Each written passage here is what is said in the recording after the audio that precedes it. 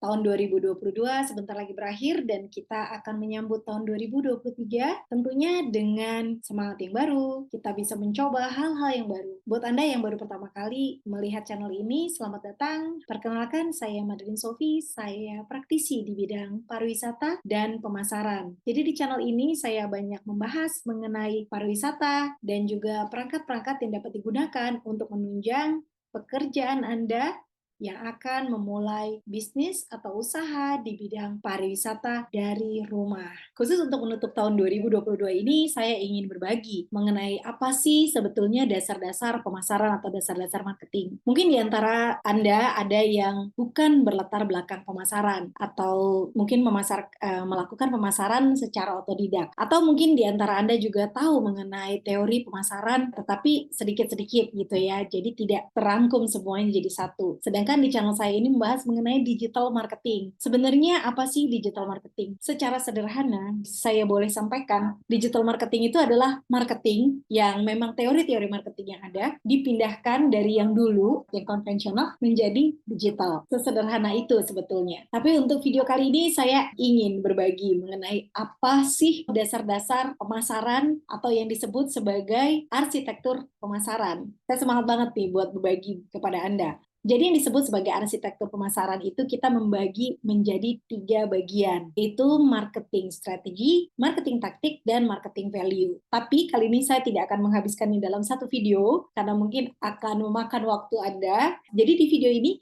saya akan membahas mengenai marketing strategi, dan kalau Anda ingin melanjutkan ke marketing taktik, Anda bisa langsung klik di sini, dan juga kalau Anda ingin lanjut lagi ke marketing value, Anda bisa klik di sini. Atau kalau misalnya Anda mau sekaligus menyaksikan ketiga video saya, Anda bisa klik di deskripsi yang ada di bawah ini. Dan buat Anda yang mungkin baru pertama kali berjumpa dengan saya, halo, saya Madeline Sofi. Saya praktisi di bidang pariwisata dan pemasaran. Di channel ini saya berbagi tips buat Anda yang ingin memulai usaha di bidang pariwisata dari rumah secara online dengan menggunakan perangkat yang mudah diakses, mudah digunakan, dan murah, bahkan gratis. Tetapi saya tetap mengedepankan supaya Anda menjadi travel agent yang legal. Baik, kita akan langsung aja ya. Saya akan langsung berbagi informasi mengenai apa itu marketing strategi.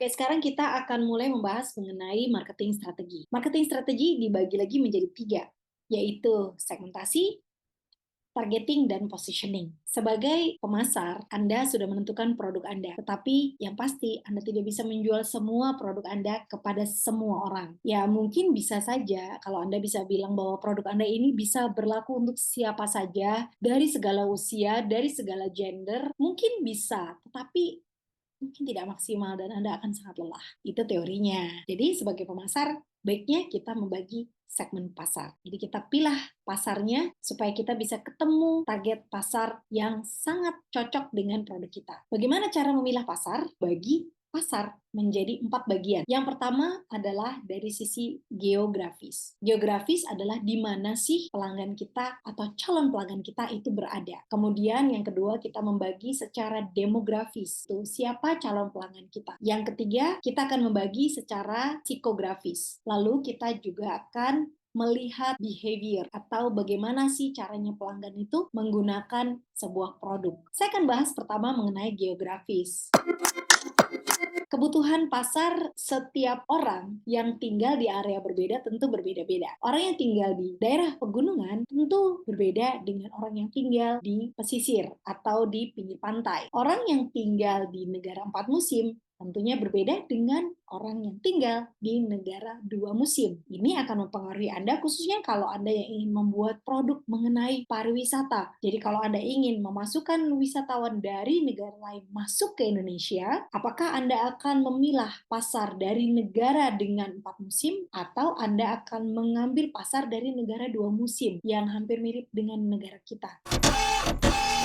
Kemudian kita akan lanjut dengan demografis. Siapa sih mereka? Apa latar belakang mereka? Bukan artinya kita menjadi diskriminatif, bukan. Tetapi kita melihat pasar dari latar belakang. Misalnya, orang yang berlatar belakang agama Islam tentunya tidak sama dengan mereka yang berlatar belakang agama Kristen. Itu contohnya. Jadi dari sisi kulinernya, dari sisi cara berpakaiannya tentunya sudah berbeda. Juga mereka yang mempunyai latar belakang suku. Kalau orang Jawa biasanya mereka suka dengan makanan yang manis-manis seperti gudeg. Berbeda dengan orang Padang yang suka dengan makanan yang banyak bumbunya, yang pedas gitu. Berbeda juga dengan orang Eropa yang suka makanan yang gurih, yang agak bercampur dengan keju. Dan mereka juga punya latar belakang pendidikan seperti apa. Karena itu semua akan mempengaruhi cara pikir, cara pandang pasar yang Anda bidik.